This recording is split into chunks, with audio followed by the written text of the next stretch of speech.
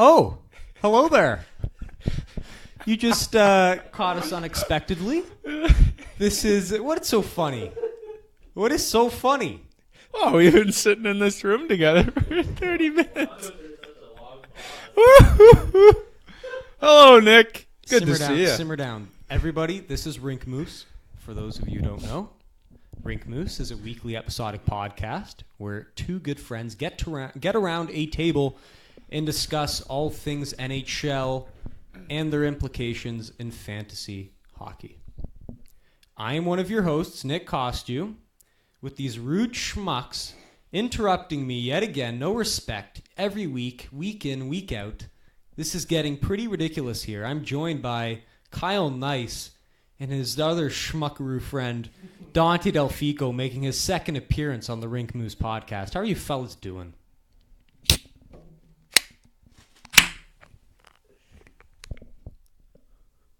That's a pretty long pause, too. I mean, you're blowing it pretty hard as well. Thanks for the introduction, Nick. It's going well, and we're pleased to be joined by Dante Delfico today. Dante, give a quick shout. Woo! Dante's in the building, and Nick, I love the intro, man, but you forgot one thing. Hockey, fantasy hockey, and now we've got Bachelor Talk integrated into our beloved show. This is a thing. We're not going to give you much, boys, but we're just going to do this is a test run, a test drive. You go to the dealership, you want to see if you're buying this vehicle. Let's try it out. We got I think we've all watched this past episode. Have we not? I eavesdropped on a couple of scenes. Yeah, a couple of seasons. The last batch of the episode. I did not say seasons, I said scenes. Scenes? No, you watched the whole thing, don't you lie. No.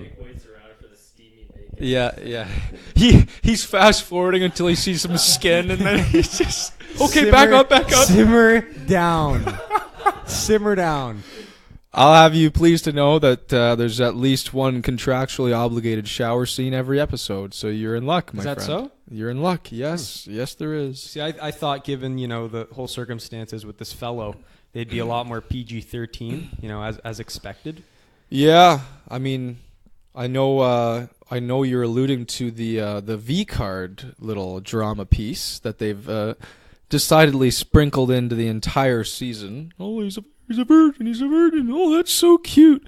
No, but yeah, we'll see, Nick. That card might be shed in the next coming weeks. I mean, I think it has. I think the season's a failure. I mean, that would be an epic failure of disastrous proportion. I mean, if he ends up being alone at the end of this. Yeah, I mean, the goal is the man is supposed to propose to whatever unlucky woman is left standing at the end. And goodness gracious, if they haven't tried everything by then, it's not a now, great. Here's something I want to get out of the way. So I'll be honest. I did not tune in this whole season. Just tuned in. Just last episode. This guy, I know nothing about these girls. Right. This guy knows how to pick them. Who, me? This guy knows how to pick them. Oh, Dante. No, this guy knows how to pick them. Oh, this guy. Yeah, he's got 7 or 8 girls left, and all but one, in my opinion, are I disagree. Pretty darn looking. I disagree with that, but Nick, who's the favorite here? Who's your favorite here? Well, I didn't have a favorite, but after listening to your little segment last week, honestly, boys, I don't even think this is a debate. No debate. I think this is we got one's a 12 and everyone else is 7. Now let's back up here. I don't know. I think you're being a little extreme on this front. I think she's just a gorgeous woman. But I don't think we should discount some of the other ladies here, Let's not get too harsh on the matter. No, I agree. But I see what you're saying. She's a clear cut above. She's a prime rib, whatever you want to call it. But, just drama flying everywhere. I don't know how much detail we want to get into it, but not a whole lot of detail. But stupid drama flying everywhere. The two unclassy broads in Tasha and Kerpa. Thank God Kerpa's gone. Fucking waste of space that was. But that's all we want to talk about right now. Our money's on Cassie all the way. Well, but I will foreshadow something before we go on. I was telling Dante this in the car. You think everything's good with Cassie? Next week's hometowns. And from the preview, Nick, he's a weirdo, eh? Her papa. The dad. The dad. He is like your stereotypical drunk, abusive stepfather. He goes on camera and he goes, I don't know about this guy. All I know is he's dating my daughter. That's all he says. He just goes, and we're all just going, oh boy. Well, so this could even the tables a little bit. And that's kind of going where I was going to go with this, because the problem with just tuning in for one episode is you see, how these girls look on paper, but you don't know anything about behind the scenes. You don't know what's going inside that Zero. brain, And I don't think he does either. I don't think he knows one thing about these women. And if, as you know, I like my girls like I like my hockey players. Character, yes. Character. Through the roof. And the reality is, no one knows what's going on here. Yeah. So, we'll see how this plays out. But, man, I wouldn't be surprised if whoever he picks here, like you see a tabloids 3 months from now saying, it's over. Dunzo. Done. And it's one of those years. The father has killed the father. Man. Yes, yeah. There's been some violence. There's been, the power struggle. I don't want to get, again, not too far into this, but the power struggle. Like, what if she has a problem with him? Because so far he's had all the power in the relationship. Isn't that the case? Like, the nature of the show is that I need to impress this guy at all costs. I better not have a problem with anything he's saying. Otherwise, I'm fucked. I'm going home. Yeah. Like in Alabama, Missouri. All the places. Miss Alabamas and Missouris. Don't get me started. Christ. There's a lot of interesting jobs. Out of previous Bachelor years, this has been a weird year for jobs. You know why? Because these girls are younger than usual. That's very true. This guy's 26, so you're seeing girls our age. It's weird. It is very weird. It's so and some weird. of them don't even look that young. No. So these 23-year-old girls, Cassie look like, does not look 23. No. If you said she was in our high school, I'd be like, bullshit, get out. Mm-hmm. That would be insane. Mm-hmm. But yeah. I wish she was in our high school. Dante's pretty high on this girl too. Yeah. No, it's again a little segment we wanted to do, but let's not dwell too much on it. Just quickly on the fantasy hockey front, we've got this week and next, and then we're into playoffs. So yes. Things are toasty and heating up quickly. I've managed to secure third, like I said I would. It might be gunning for come top back, two. Come back from 7th place all the way up to third. But yeah, no, it's going to be interesting, and we'll probably discuss that next week, maybe a little pre-playoff special. Yeah, potentially. Things are in flux. We still don't know the matchups. Yeah. I might be in a position where I'm tanking next week. I'm trying to avoid Braden at all costs. So depending on the brackets, I want to be out of his part of the bracket just because he's OP right now with all the draft picks he's been trading. Yes. So I may have to do some tanking next week. We'll see. Strategic tanking.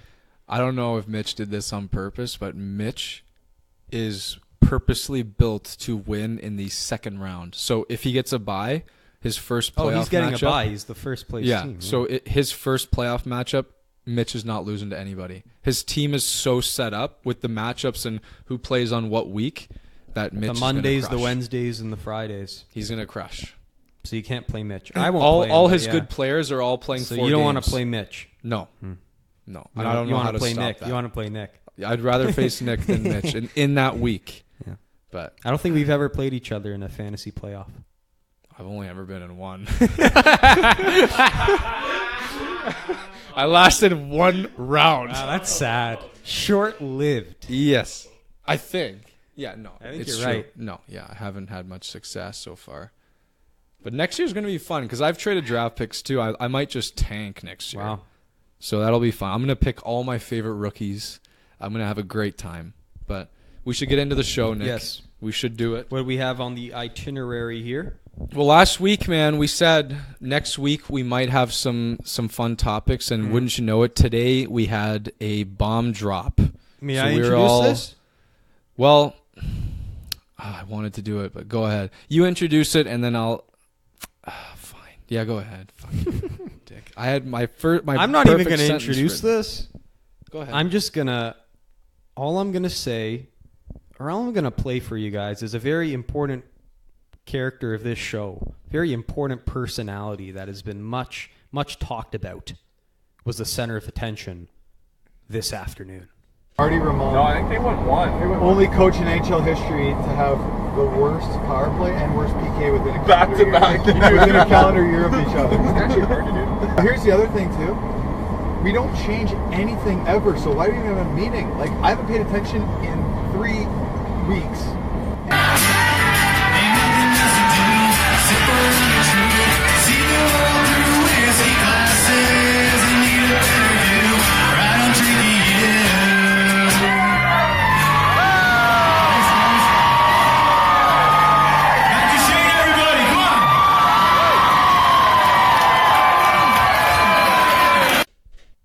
Now, for those of you who didn't understand all that, that's a lot to take in there. That's Well, about that's a the hell of a last. lot. That's about the last 4 months of Matt Duchene's life. You have this backstabbing bastard in the Uber who's talking shit about poor old man. Poor what was his name again? The assistant coach. Oh. Poor guy. Oh, hold on. Marty Raymond. Marty Ramon. Ramon. Yes. Marty Ramon, the worst coach ever. Yeah, of course. And then Fucking dickhead. he's making a bad example in front of Shabbat and the young kids Yeah. and the Bathersons. And then just 2 months later, he's throwing his own concert. He's not even playing. He's throwing his own concert, picking up ladies at country night. The total fuckboy stringing his guitar and just playing whiskey glasses. And I mean, what is with this guy? And so finally, they had to ship him out of town. The deal today being Matt Duchene and another fellow called defenseman Julius Bergman to the Columbus Blue Jackets of all teams in exchange for Vitaly Abramov, excuse my un-Russian pronunciation, Jonathan Davidson, a 2019 first and a conditional 2020 first if Duchene re-signs with the Blue Jackets. Ooh. There's a lot to digest here, lots to take in, hence why it's our opening topic of the day. Kyle, what did you make of this block booster? Regarding the Duchene clip, Matt Duchene in the last 6 months has been a smorgasbord of bad morals. He's just set the absolute worst example that he possibly could for his character. And it doesn't just start with the fucking Uber thing. It starts all the way back in Colorado when he said, "I don't want to be on this team anymore. We're not good enough." He shows up to training camp looking smug as all shit, totally unprofessional. So I was a Matt Duchene fan. I'm just going to get that out of the way. And he lost my trust. Now on to the trade. Nick, Dante, the dominoes have fallen. The chessboard is in motion. on trade. I know. on Trade Center. So Trade Center has officially kicked off, Nick. Now you named the guys. My first question. Be honest. Now you're a hockey fan. You're maybe not a prospect guy per se. Who of these guys that are returning have you heard of? None of them. None. So Vitaly Abramov, Jonathan Davidson. You haven't heard of these guys. Yeah, but that's not saying much because, as Sure, you know, I'm sure. not the native prospect expert here. And we'll unpack that later. But first, I want to start with the Columbus perspective, if that's okay. Mm-hmm. So what does this mean for them? It seems like they've gone the opposite direction of what a lot of people thought they would, what I thought they would. It looks like they're loading up. They won't be trading Panarin. They won't be trading Bobrovsky. They're putting their faith in themselves. They're saying, listen, team, we have a shot at this year. And what they're actually doing here is they're saying, if it's not this year, it's not anytime soon, because this could absolutely blow up in their face if things go south. And it's just a totally, totally gutsy move, because we know Panarin is walking. We know Bobrovsky's walking. I'm going to go out on a limb here and say Duchene's not going to sign either. The man is starting a new family. He's just got a new son. He It's a nice wants city, to be. Columbus. It's a nice city. Now hold on. I don't agree.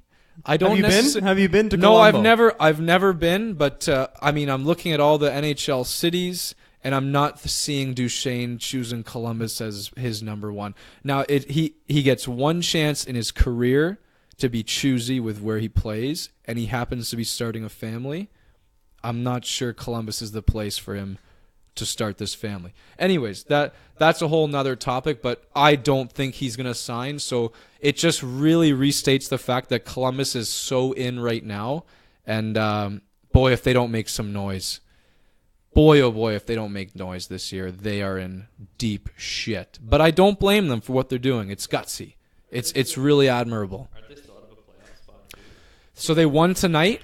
They won tonight, which might change things. They actually, fuck, it's hilarious. They won tonight against Ottawa.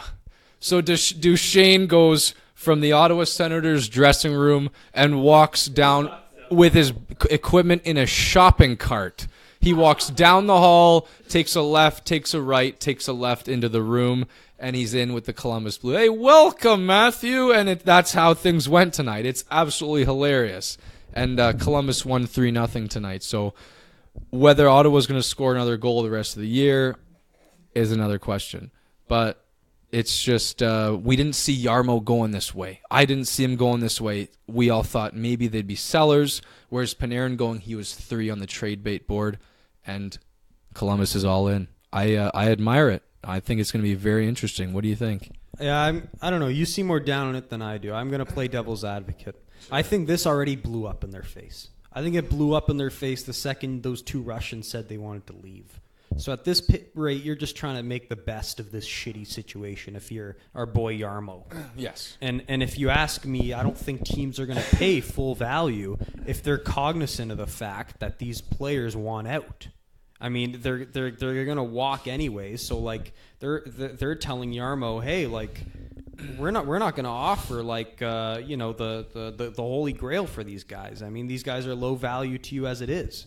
So I mean, I don't really see an option they had here. It was either they're going to trade them for a low value or they were just going to hang on to them for a playoff run. And like I said a few weeks ago, this is a desperate hockey market for a playoff run. If had no success, this seems to be the year. And honestly, I don't think they gave up too much. No. When I honestly, I think Columbus is a poor prospect team.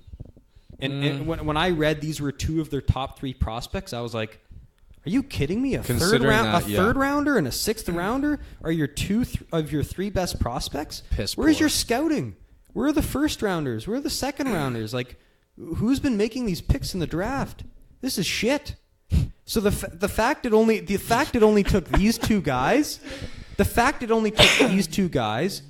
and for sure a first rounder, and maybe the next first rounder if you lock them up. But I think it's fair if you lock them up because it'll likely be a good contract.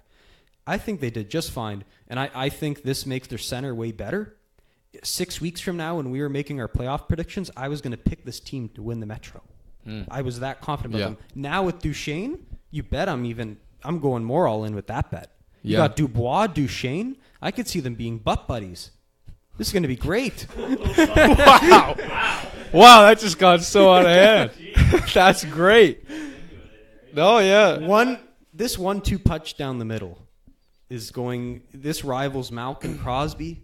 This rivals. Oh, please. I'm serious. Don't say that. We've talked You about can't say that. our boy Pierre Luke for quite some time. But he's quite unproven. My point is, great, I think, but he's quite I think unproven. Duchene's going to look at this. He's going to say, now I don't have to be the guy. You know, Dubois the guy.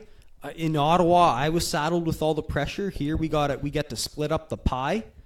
I like this for him. I think he's going to re-sign. I think he likes the market. It's a northern cold market. He's a Halliburton kid.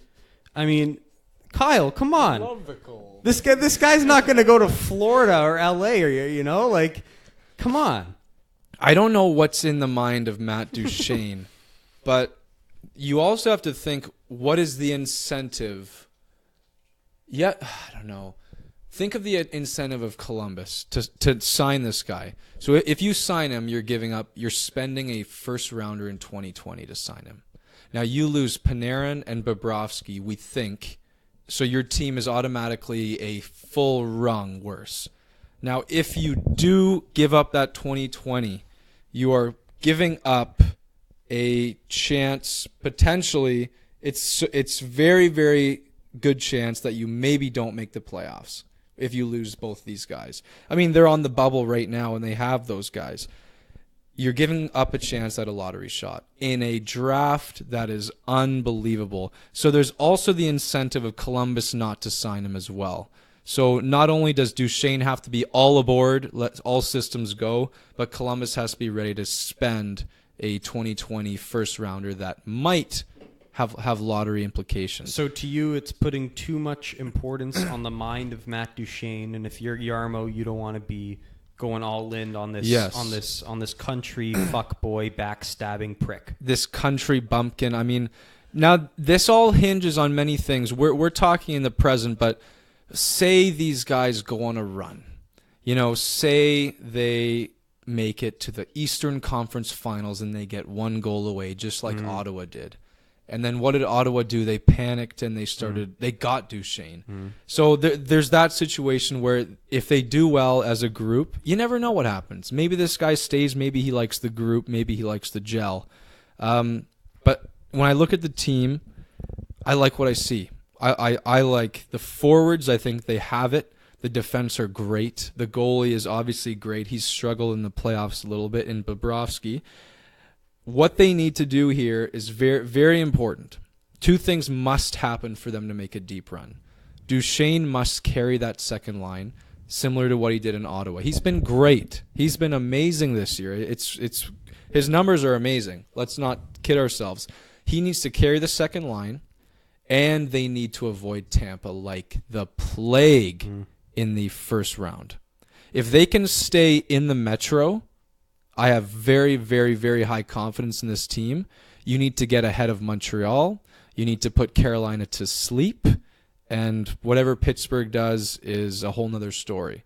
But they need to avoid Tampa and the Atlantic for that matter. But as an aside, I don't know what you can make your comments on that. But as an aside, this trade is making Pittsburgh Penguins general manager sweat a lot. I don't see Pittsburgh standing pat when they see Columbus loading up. And you see Washington didn't make huge moves, but they made a minor move. I don't know, man. I don't think Pittsburgh's very comfortable where they are right now. They're in serious danger of being knocked out. So I think there is a deal coming down the pipes for them. They're losing in this arms race because you mentioned it with Washington. You get a Carl Hagelin. Say what you want about Carl Hagelin. But, you know, the guy's a Stanley Cup winner. That's why LA got him. He's a veteran presence. He's a Swiss Army knife. Power play, PK, speed, top line, bottom line, can do it all. He's going to be a valuable asset regardless what your opinion is of Hagelin. You look at a guy like Nick Jensen. This is a guy who a lot of pundits really like. Under the radar, you don't really know him because he played on a shite team in Detroit.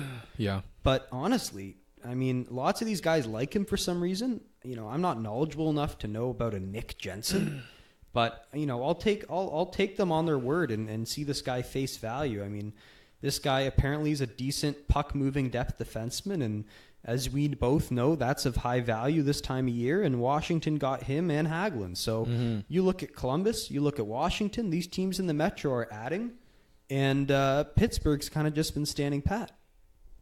They did the Bugstad thing and the McCann, but you got to think there's more to come because, I mean, I'll be honest, and I'm a huge Pittsburgh fan. If I'm putting Pittsburgh up against Columbus in a playoff round right now, I don't have the confidence. I can't pick the Pittsburgh Penguins. They have the center depth, sure, but in every other category, I think they're faltering. Goaltending. Who the hell's Matt Murray these days? Their defense.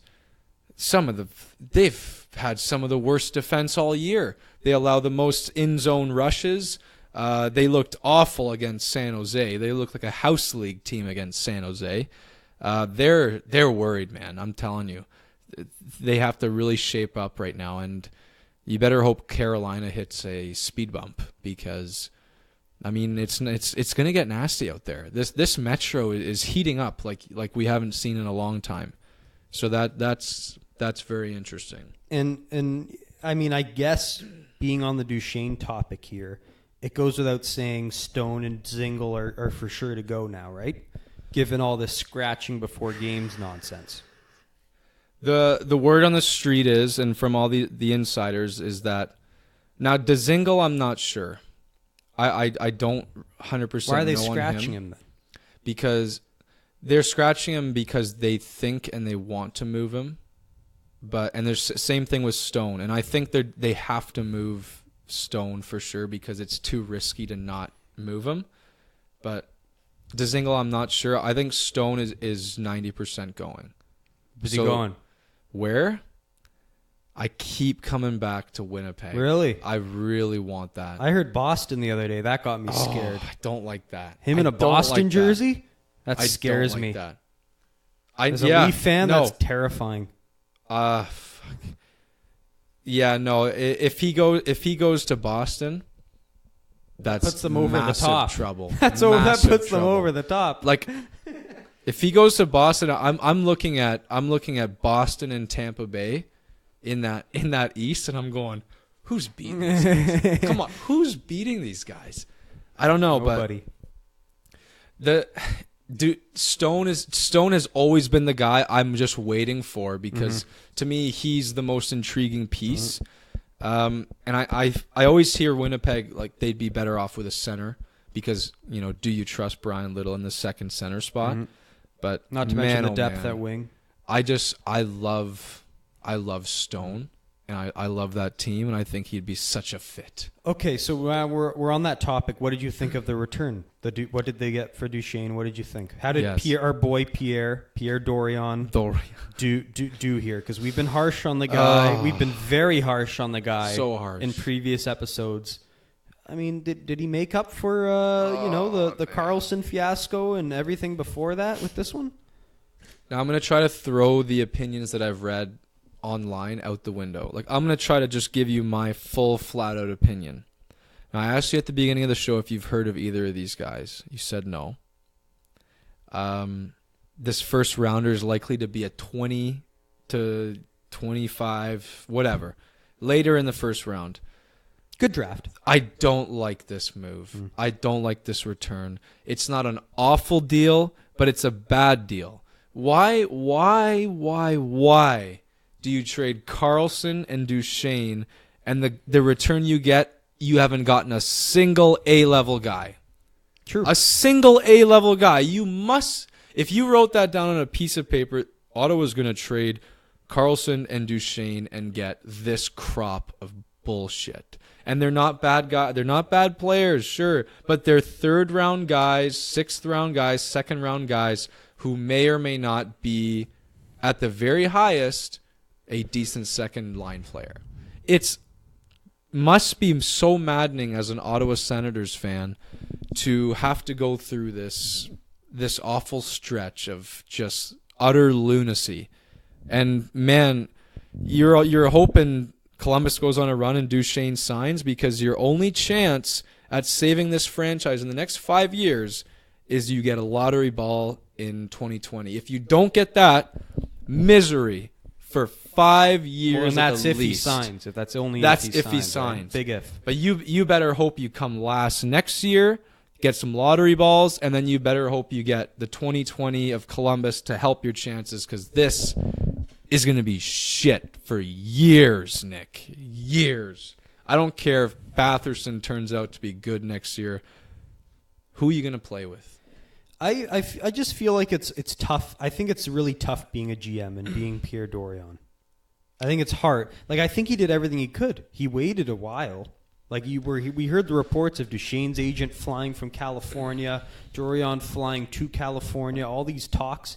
He waited as long as he could to get the negotiation going. The second he didn't find out the negotiation was going to happen, he takes his time. He's pretty, methodical with who he's talking with. What else could he have done? This must have been the best offer on the table. Otherwise, he wouldn't have done it.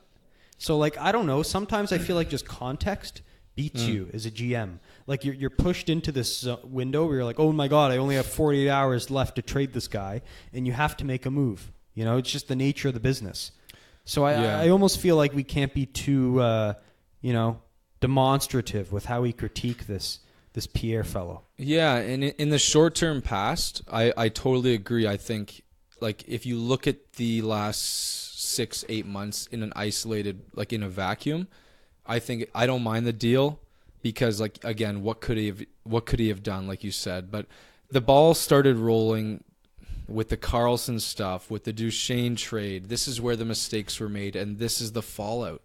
Like, you traded a fucking shitload for Duchene, and now he's walking for... Was that a year ago? Like, was that exactly a year ago was the quote, Duchene puts us over the top. And now we've got Abramov, Davidson, and a first rounder. And what have you lost? You've lost Turris. You've lost a top 4 at the very least in this year's draft.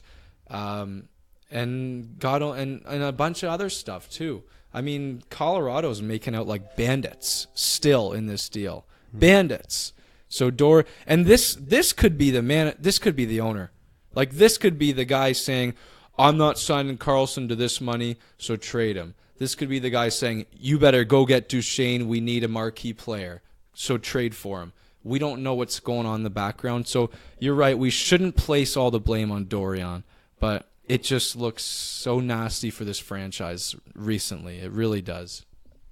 Yeah, I feel bad. I mean, 1 goal away from the Stanley Cup final to this. It's seldomly do I think you see such a dramatic transition from high hopes to just complete downfall.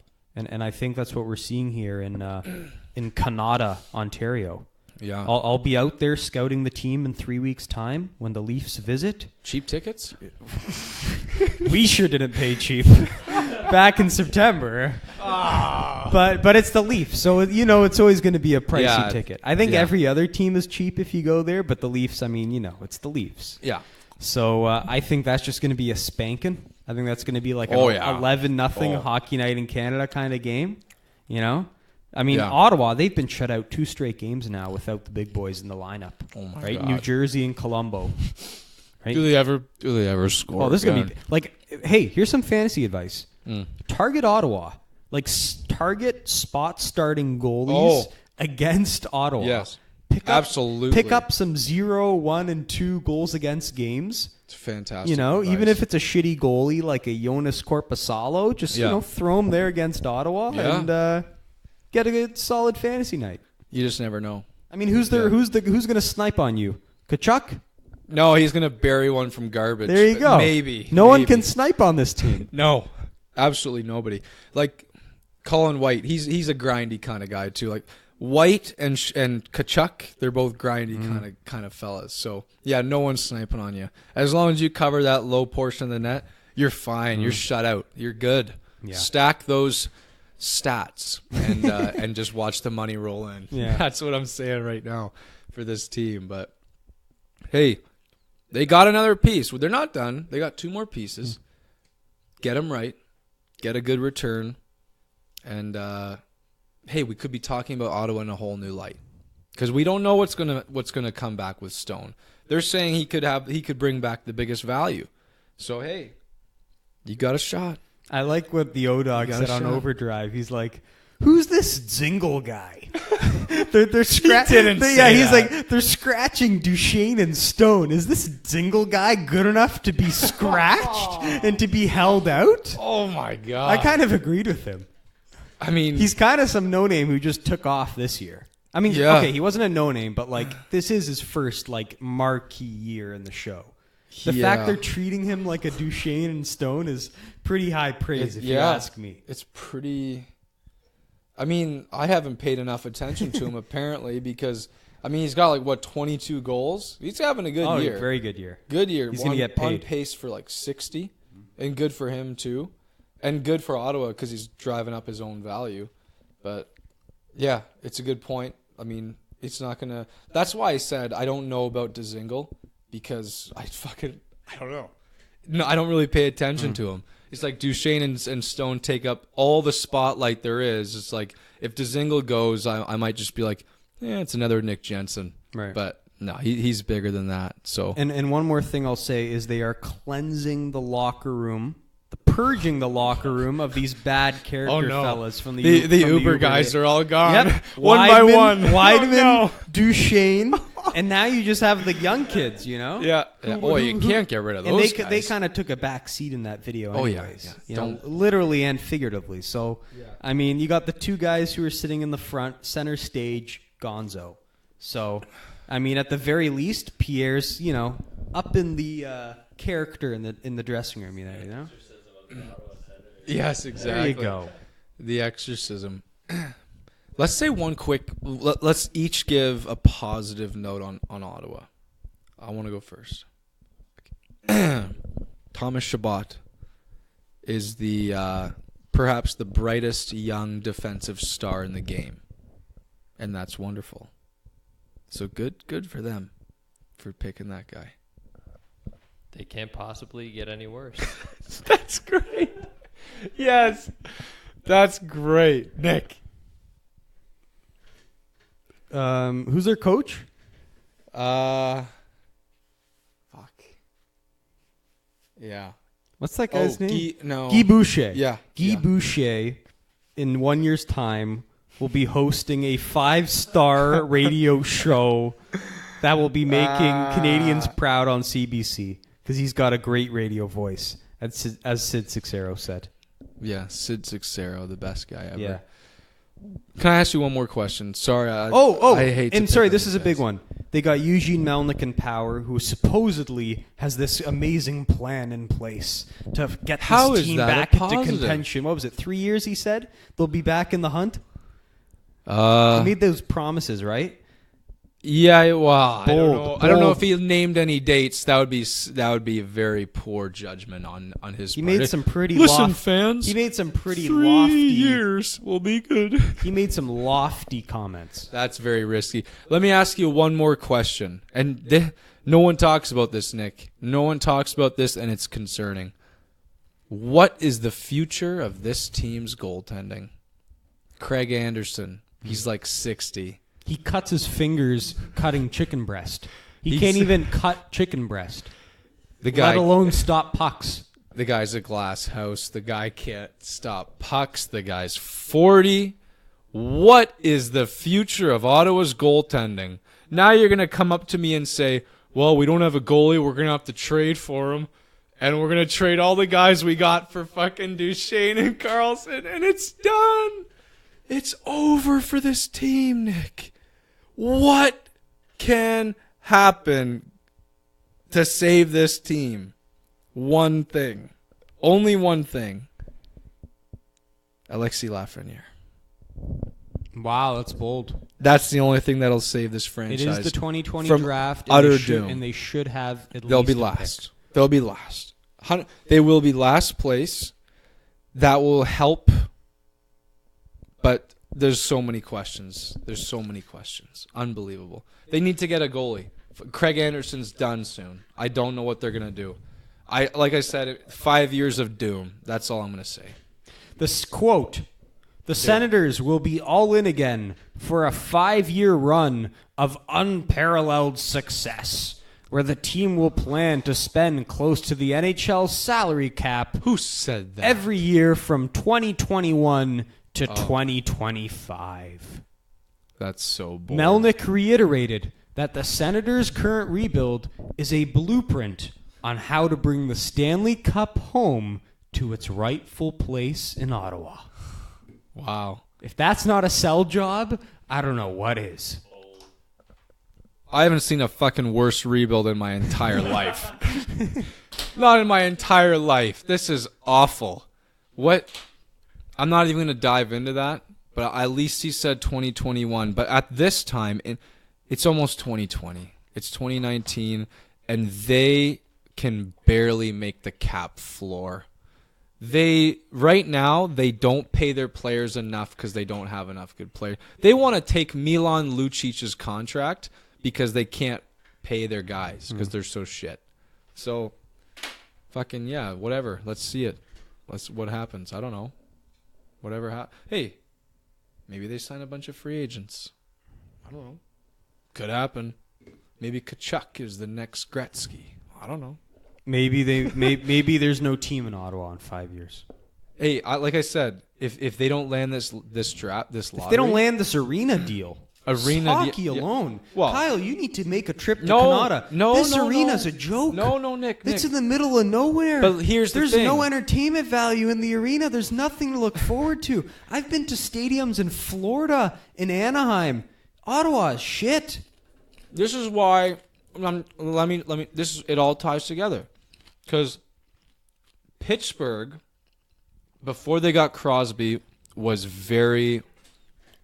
on their way out. They were in a negative place. They were struggling to sell tickets. It was the end of the Lemieux era. A dark place. They got Crosby. It changed the entire city. Edmonton lands McDavid. They have one of the nicest rinks in the league now. Franchises can literally build their entire cities around these players. I'm telling you, a guy like Lafreniere's status goes to Ottawa, they'll get their rink. This franchise won't be going anywhere with a player of this magnitude. It's a big if. I mean, what are the odds nowadays with if you finish last? If you finish last, not it's even 20%. 20%. 20. That's shit. That is shit. I mean, we give 1 in 5. Your franchise is out of here. We give them shit for the Colorado trade, but Gord Miller, he was saying like Tkachuk was a 4th rounder, right? Fourth overall. So fourth overall. He did some math. He added up the odds for the first, the second, and the third, tallied them up, and said, even if you tally up those odds, there was still a 2/3 chance you wouldn't be picking. Like there was a 2/3 chance you wouldn't be getting better than Tkachuk or something like that. Oh yeah, fair. So like, I mean, say what you want about the Tkachuk thing, but like so much of this industry is luck, just luck of the draw, how the balls spill out of that, chamber. Yep. And I don't know. We'll see what happens. But as I said, the top 4, if they come last next year, which we think they will, the top 4 are all franchise-defining guys. According to you, it just happens to be that way. So whoever that guy is, it could change everything for them. But again, we'll have to see. We'll have to wait and see. Mm-hmm. But I mean, you think they've taken enough abuse from us so far on the show? We want to move on? I mean, we gave them a break. We hadn't talked about them too much, but I think today was... it's probably going to continue next week after these trades. Oh, yeah. Who knows, right? Who knows? We might even do a trade center special. We might love Pierre next week. He might, for what he gets for Stone and Dzingel, who knows where the market goes, right? Why is there a part of me that wants him to get fleeced on this? Because you're an awful person. No, I just feel like it's going to happen. Like, Karlsson, you got not nothing, but you didn't get anything for Karlsson. You didn't get anything for Duchene. Why are you going to get something good for Stone? Well, he is the cream of the crop. I mean, you said it earlier. He's a good guy. Who knows what Boston gives up? They've got a lot of good prospects. They don't. Oh, yeah. They don't. Boston's prospects don't excite me in the slightest. They're all Pierre kind of prospects, eh? They're all just like...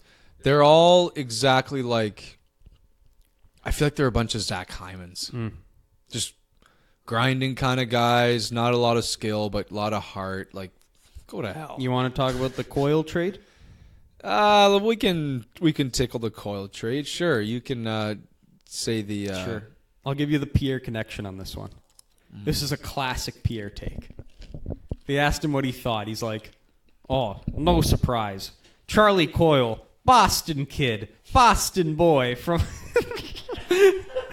He played in Fair Academy, the school in Boston. The school of greatness. Under Michael D'Angelo, the coach of Fair Academy. He's the best guy ever. And his dad played for this team in Boston. And then they've got this huge Boston connection. His dad is awesome.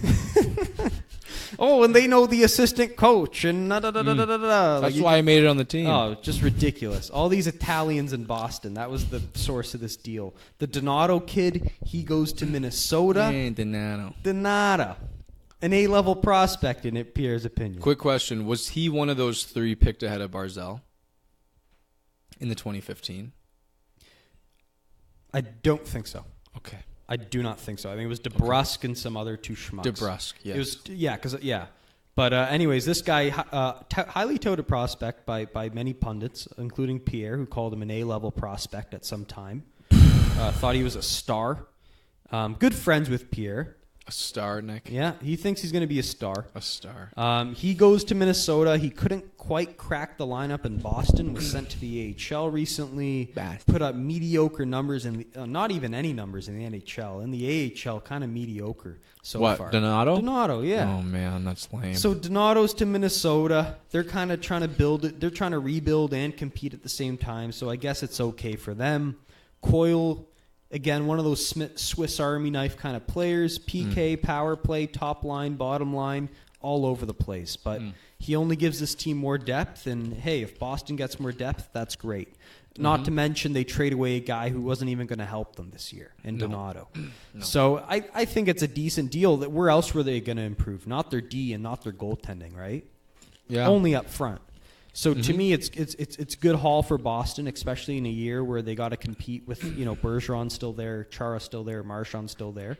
So I guess I kind of like the deal for both teams. Yeah, I think it's fair for both teams. Does this indicate at all to you that Minnesota is they're teetering, sort of looking at themselves in the mirror and saying our time might be limited, our time might be coming to an end? Like I know they're totally in it in the West, but I mean, look at their guys. They can't win this year. Too many injuries. They're getting old. Dumba, Koivu, you just traded Coyle. That's not a sign of optimism. No. If you're a veteran, if you're Zach Parise, you got to be rallying up the troops in the dressing room going, well, what's our manager doing? Yeah, no, he's given up on That's a marquee guy they just traded. Exactly. This is over. It's so tough for them because they're an older team, sort of, and they're kind of on the fence here. Like, do we compete this year? Let's get a head start on the rebuild? It's tough, but I think they're making the right move here, Nick, and I think the right move is to start getting younger. You're not going to win this year. Forget about it. Just pack it in. You might trade Stahl. You might trade Eric Stahl. I don't know. Is he on an expiring deal? I'm not sure, but his name's been out there, and I wouldn't be surprised if they start tearing this thing down. Like some of their big guys might be starting to fall out here. I'm not sure. Yeah, not to mention all the teams they got to leapfrog and battle through to get that final spot, right? Hey, Colorado's hot again. They are. They're hot. They've got it together. I mean, to me, I think the GM's just looking at it practically. You got all these teams fighting for one spot. The odds are already stocked against us with all those teams gunning for that spot.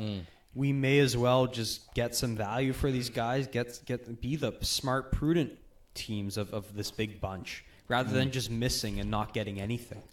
So I kind of admire this thinking. I know it's not popular in the state of Minnesota, the state of hockey, but I think it's kind of out of design here. I think it has to be done.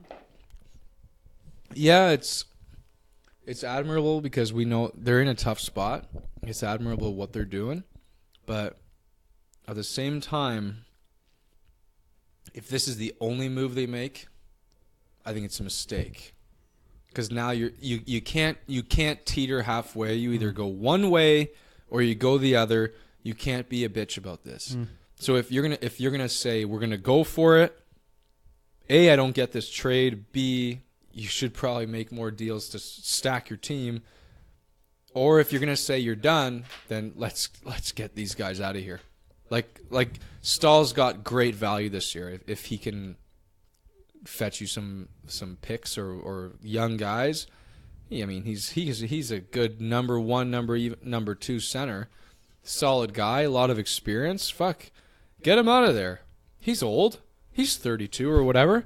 Yeah, I'd be getting this guy out of here. I mean, I'm looking around. I don't want to face Winnipeg. I don't want to face Calgary in the first round. I'm going to get dusted. I don't care, Bruce Boudreau. Hey, We said, didn't you say Bruce Boudreau? Well, he'll definitely make the playoffs. He has only not made the playoffs 1 year in his illustrious coaching career. This will be 2. I read a crazy story. I read a crazy story.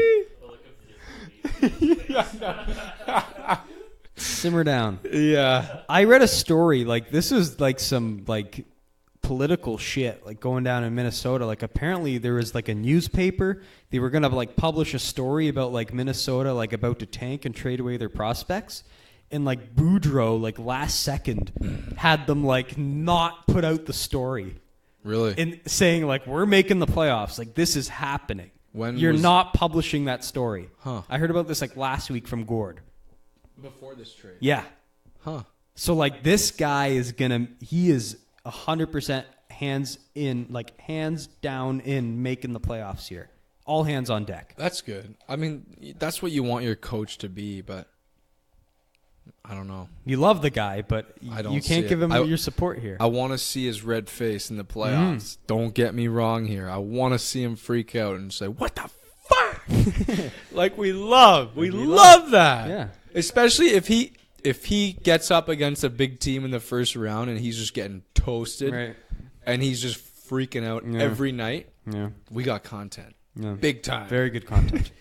Big time podcast content. We'll be playing that clip on repeat. But like I said, I don't see it.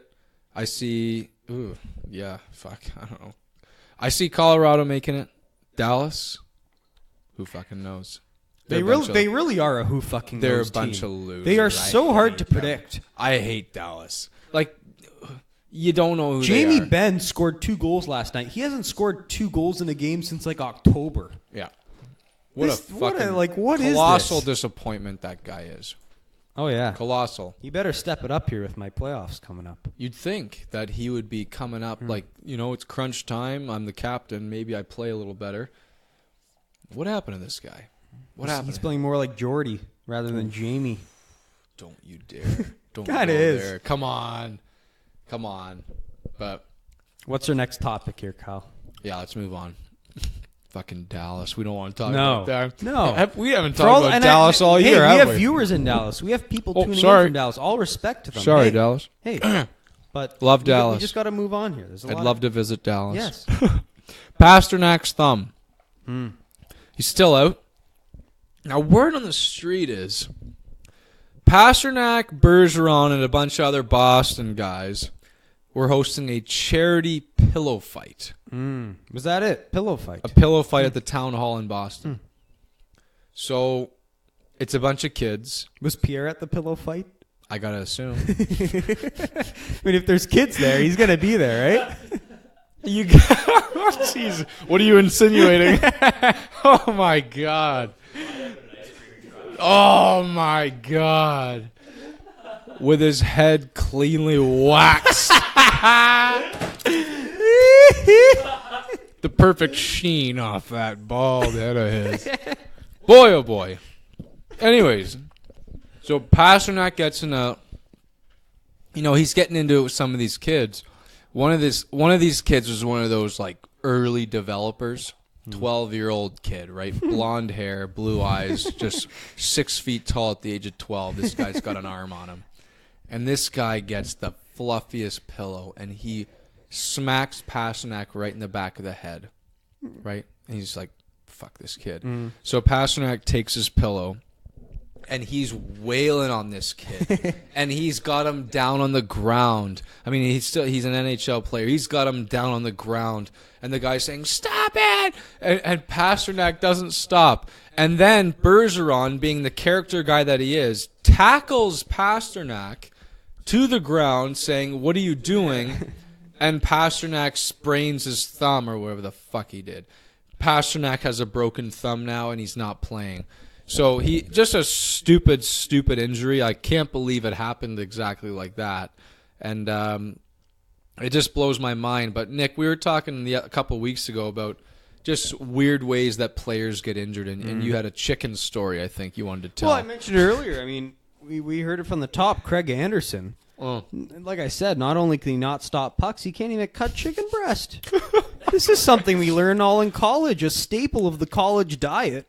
And this guy can't even cut his own chicken breast. He apparently injured himself, like he cut himself severely, cutting like frozen chicken breast. Kind of ridiculous. What a schmuck. Yeah, what a schmuck. Exactly. He is a fool. This guy's almost 40. He can't even think like he's 4.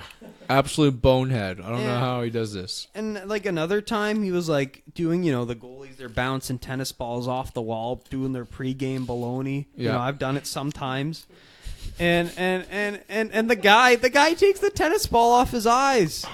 And then he's like, fuck, I can't see. Oh I can't my see in God. front of me. No fucking way I'm going to see the puck coming at me at 100 miles an hour. So, that happened. And I just, it just brought those memories to my mind about these just weird injuries. And what's really sad is it's just a shitty timing for Boston. I know they've won 7 in a row and they're looking hot at the moment. But let's hope this doesn't extend to close to the playoffs, because the way they disclose this from the Boston side, they said at least 2 weeks or at least 2 to 3 weeks. Yeah. That's bad, at least, because that just means it could be double what does that, that mean? right? It could mean double that. If you own this guy in fantasy, I feel terrible for you. One of my good friends in Kingston, he's like a top player on his fantasy team. He's praying he's back for fantasy. Absolutely. So this is sad, and you gotta be on top of this if you're a fantasy owner. Yeah. Plus, 2 ways you could go about this. Boston could be, they're trying to win home ice against Toronto. That's their main goal right now, is to get home ice. So that in that case, they want to hurry him along, push him back in. But if they get to a point where they're very comfortable, you make them wait. You sit them down and say, "You take your time, David. We're winning without you already. Why don't you heal this up and get it perfectly proper for playoffs? We don't want to rush you." And in that case, fantasy owners, I'll say a prayer for you right now. That's got to be one of your top players, and you're sunk. You're sunk if you don't have that guy, and he's one of your top guys. So, hey, this is a hold your breath and wait and see moment for those guys. But yeah, there's nothing you can do. You can't trade him. You can't really do much. You can try to trade him, but it's just a nasty situation. It really is, and all over a pillow fight. It's unbelievable. Unbelievable. Yeah. Like I said, fighting for home ice with Toronto. Definitely want that. Yeah, big if time. they want any odds of making a run into the playoffs. Big so time. we'll see what happens here. But needless to say, a pretty embarrassing moment for the Boston Bruins. Yeah. Now, speaking of embarrassing, Nick, the Carolina Hurricanes have been doing this little dance at the end of every single home win. So at the end of every home win, they've got a different celebration. Flamboyant, fun, gets the fans involved. Couple games ago, it was the bat flip, Jose Bautista style. We've talked about this on the show before. I don't think I was too much of a fan. I think I called it goofy. But Don Cherry, Canadian icon and legend, had his own things to say about this little thing, this little Carolina spat. He said, the Carolina Hurricanes are a bunch of jerks for these celebrations. And I think this is very uncalled for and rude, Nick.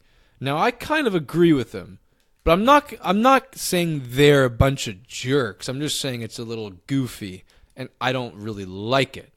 But man, you're really going out on a tree limb here, saying these guys are a bunch of jerks. And what did Carolina do? They took advantage of it right away. They made T-shirts saying "bunch of jerks." T-shirts, genius. And they changed their Twitter description to saying "bunch of jerks." So they just jumped right all over this. And I'll tell you what, hockey Twitter, they had a field day on the old man. I felt so bad because he shouldn't have said it, but people were calling him a dinosaur and people were calling him all sorts of things. It was terrible. Yeah, I'm just running some of these right now, showing you these celebrations. We talked about them earlier this year. I love this. I think this is exactly what a non-hockey market needs to get these fans who are not so knowledgeable about the game of hockey Perhaps. into this sport. I think it's great. I'm so used to going to these games, last 4 minutes of the game, blowout, loss or win. You're like, yeah, let's get home. Let's beat the traffic, you know? I think this is a great way of keeping everyone there to the end because you don't know what they're going to do. They're mixing it up every time. Yeah. The people on TV, they're tuning into the very end, finding out what's happening. I think it's awesome. And this Don guy, this is yet another thing we disagree on. Don guy. It's a dated opinion. He's just trying to make another ruckus on social media. I mean, this guy doesn't know what he's saying, calling them jerks, and it's one of his worst takes. It's a terrible I mean, it's been getting bad of late. I mean, obviously so, given he's like 95 now or whatever he is. Yeah, I mean, like what do you think? Dante, I just showed you these clips. What do you think of this? Come on. I mean, I heard one of the players talking on the radio, and he was saying that kind of the same that you said. He said, we don't have a lot of fans. We're not really a hockey market, and it's a good way to get everyone invested. It's a good way to bring players into the game. They're fun. They're fun. They're creative. The bowling, the baseball, it's a blast. This is really smart. No, Some are misses and they're just a little awkward, but most of the time they hit, and it's great. Yeah. And it's working. This team they're in a playoff spot. They're a point away. They're right there. They're right there. That's something you can't say about Carolina for a very long time. Nope. The Niederreiter deal, point per game player. Perfect. What a hit. They got the sniper they needed. They didn't have to get Tarasenko. Kudos. Now, let me ask you this. Agree. Yes, it's good given the situation. Nick, Dante. I mean, it's cute. It's fun. Gets the fans involved. Playoff time. They're doing this? Really? They're not doing this. They're not doing this in a playoff. How is it insulting when the team's already left the ice? Nick. Like, no, what do you no, think? no, Look no, at no, you. no, no, no. The team's already left the ice. They only do it at home games, and they only do it when they win, obviously. Yeah, like I'm not saying it's disrespectful to the other team or anything. I'm just saying like it's purely for the fans. That's Yeah. why they do it, right? I just worry that it takes away a little bit of like seriousness to the series, you know? That's what I want, Kyle. I want everything even more choreographed. I want full dance routines. When they win a playoff game, I want them to just absolutely go nuts. Yeah. Go nuts on the ice. Yeah. Here's my thing. I'm happy with it in the playoffs, but if you win the series, it's the fourth game and you win. None. Oh, sure. None of that. Sure. You go right to the handshake, shake their hands, done. That's it. That's your celebration. Yeah, I guess. I mean, it just You're not doing bowling. You're not having the other team watch you bowl before they shake your hands. It's I'm just sorry. when I think of playoffs in my head, like my mentality is this is life or death. We're throwing our bodies on the line, and then just to have this old battered bunch of guys just like they just gave their heart and soul, and they're gonna all right, let's do the fucking bit here, and then they're going to do the bowling thing, and it's I can't picture it. I just can't. Maybe when I see it, then it'll change my mind, but I can't see it. I can't see it. It's just playoffs are too serious and too blood, sweat, and tears for me to see a kind of let's get the fans involved kind of routine. Well, and let's not forget. Sorry to state the obvious, but it's going to be tough to get in here. Oh, they're not getting in. I mean, we do, yeah, exactly. Like, are the Islanders missing the playoffs? No. With the lead they have? No. Is Sidney Crosby missing the playoffs and eating potato chips at home watching No. the playoffs? No. Not a chance. Is Ovechkin going to be doing the same in Russia? Maybe. No. Come on, no. I'm sorry. No. The way they looked against the Leafs like last night? No. Columbus, after this move, are No. they going to be? No. They're in. So really it's just Montreal and Carolina. That's it. Yeah. I could see Montreal falling for Carolina. I Very really possible. could. And I predicted that earlier. Very possible. No. But he knows this team. I think I told Nick I have trouble trusting them. They've let me down so many times.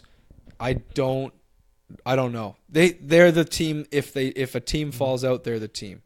But again, I don't trust Carolina that much either. So yeah, but they're not going to make it.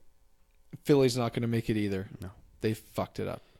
No, not blew with- it. They not looked- with, not with they looked Carter like a Hart, house league not team. with Carter Hart letting goals in like stinkers. Yeah, Like not that. even aside from Carter against Montreal, they looked like a minor peewee house league. First time I've ever played. Awful. They made Montreal look like the Harlem Globetrotters out there. It was unbelievable. I've never seen fucking Brendan Gallagher look like Connor McDavid, but there Wow. it was. But anyway, no, Nick, this is a great segue into the Pierre Maguire Hiccup. near miss. Boy, oh boy. You say that almost like you wish it No. happened. And no, when I sent this to you over the Facebook chat, I was like, Nick, the collective hockey Twitter has taken almost gotten everything they've ever wished for. And I didn't say that. Someone else said that. I sent you a tweet. The guy said, everybody in hockey almost got exactly what they wished for. And what this was, folks, was Pierre Maguire almost got smoked in the Chrome Dome with a 100-mile-an-hour slap shot of a puck. And what we got after was a national TV news interview of Pierre. And I'll let you take it away here, Nick. What did we see from the peanut? On the interview? Yes. Well, no, this was just funny because you sent me this earlier in the day. Yeah. Then I'm sitting down with my dad that night, CTV News, the National news. National They're news. talking about shit in Syria, ISIS, what's going on, important stuff. And Pierre Maguire, War, poverty. everything. War, poverty, and Pierre. Yes, exactly. And Pierre just popped. Look at that. What's he Like- looking like, Nick? They do an interview with him. What did they ask him? Whether or not what was the question? They asked the interviewers actually asked Pierre Maguire on national news. Pierre, do you think they were trying to hit you on purpose? Like, that's fucking disrespectful. And what did Pierre say? Oh no, I didn't think they were trying to hit me. I'm friends with everyone on that team. Of course they weren't trying to hit me. Some bullshit like that. And perfect response, but you just gotta see this guy doing this interview. The guy's fucking red face.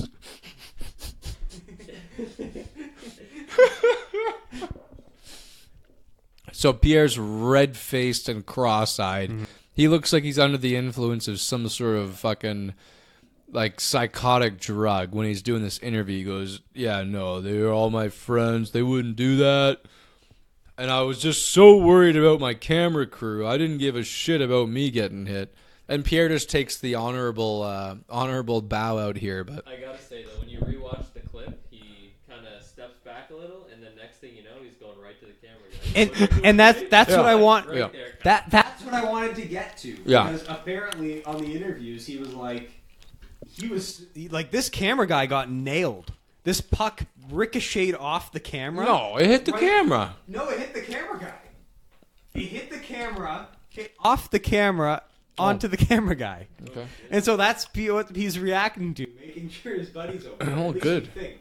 I'm glad. That's the human response, right? That's the look of genuine concern. in that face. Yeah. Yeah. So, hey, I feel terrible for the camera guy. Apparently he was all good, kept working. That's good. Was a real tough nut to crack.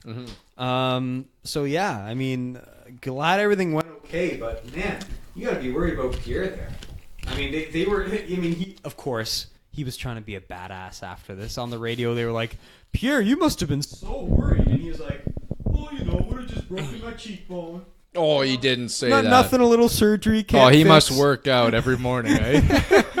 Yeah, so he was pumping his tires, Wow. to say the least. But Every opportunity he can get to pump his own tires, Yeah. mind you. Yeah. He'll take it. yeah.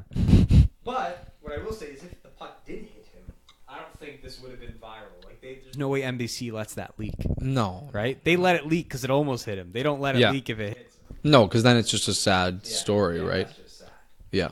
So yeah, close call for our Might have lovely been good- friend. Might have been good for him. Did the puck hit him though? It would have all that drama with Oh, yeah. with Kendall Coyne Coyne there erased. gone. Yeah, true. Now it's Sympathy. Pierre is a hockey hero. Exactly. Like a puck in the face for his cameraman. What a guy. Yeah.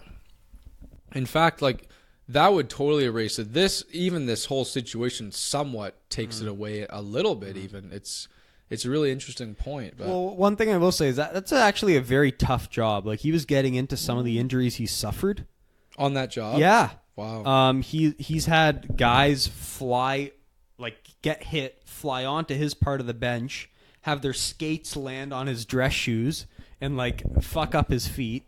That's pretty bad. He's been hit by the puck a dozen times. You know, maybe not in the head, but like, you know, he's getting hit. That's a dangerous job. You're close to the action. No, yeah. I think we take it for granted. Like, we don't assume that shit happens, but I guess it happens all the time. You hear Ferraro talk about it. Shit happens. Yep. Absolutely. Yeah. Well, Nick, I mean, I'm looking at the time here. We've pretty much gotten through all our topics minus my moral dilemma. But we can always get to that next week. We're at an hour 11 here, so I think it's good time to wrap up. I mean, it's been a packed content wise show, and we're bound to have mountains of information and contact for next week too, with this trade deadline just starting out here. So yeah, I think this is all good for this episode. What do you think? Yeah, just looking at everything, I think everything but that moral dilemma, which I guess, you know, I left everyone on a cliffhanger last week. I guess I'll do the same this week. Yeah, Kyle had fellas. quite the eventful meeting with a fellow at with the old pond old here. fogey at the pond. Yes, scared Kyle, and he just never returned to this pond. Showed up ready to play and left, and he's never returned. Let's just say the pond is no longer being looked after. And it might be my fault. Yeah. That salty old bastard. That's a very good way to put it. Yeah, I think that's it for the show. And Nick. not to mention, we'll have a lot on the trade deadline next week. Oh, huge. Deadline's coming up Monday. Huge. Kyle will be at TSN Trade Center. I'll be in studio, yeah. He will see Pierre live in person. He will have the honor of seeing the shiny forehead and giving it a nice kiss. Guys, I hope. I swear to you guys, if I get any morsel of opportunity to shake this man's hand, I'll do it. If you kiss his head, I'll give you $500. I'll literally It's a good deal. $500. See, I don't know. You're scared of that perspiration? No, I'm not scared of doing it. I'm just scared of, like, what my coworkers would probably be pretty upset with me for causing such a ruckus. Pierre. Like, I it's know, Pierre. but they treat him as talent, quote unquote, and we respect the talent with all of our good graces. So I can't really touch his head or anything. I can shake his hand and call him a nice guy. I'm not going to mention the podcast because of how much we throw shade at him for sure, especially me. Yeah, so I do not want him finding this podcast because it would be nothing but His trouble. feelings get hurt pretty easily. Yeah. Oh, From everything we hear. Yeah. So we don't want to, you know. Upset him. Oh, of course not. You never know, though. If you could listen to it, they'd be like, Pierre, did you hear these two guys on the podcast just railing you? You'd be like, you know what? Those guys are my friends. So Yeah. Oh my God. That would be nice. I mean, if I could go back and erase all the nasty things I've said about him, I would, just so I could shout out the podcast, but I can't. It's been said. Just keep an eye out for him. We want a full report, what he was eating for lunch, what he was doing on the sidelines. Yeah. You know, was whether he he actually contributed to the day at all. Was he talking to any kids? Was he up to any funny business with the female? Where's this pedophilia the coming female from? anchors there at TSN? Was he up to any funny business with them? Yes. There's a long list of attractive anchors there, so he's definitely going to get, you know, some action in there. So keep us posted. Yeah. He's going to be like, oh, yeah. Yeah. Oh, my, yeah. He's going to be their cage and show him his cage or whatever the fuck he wants to do.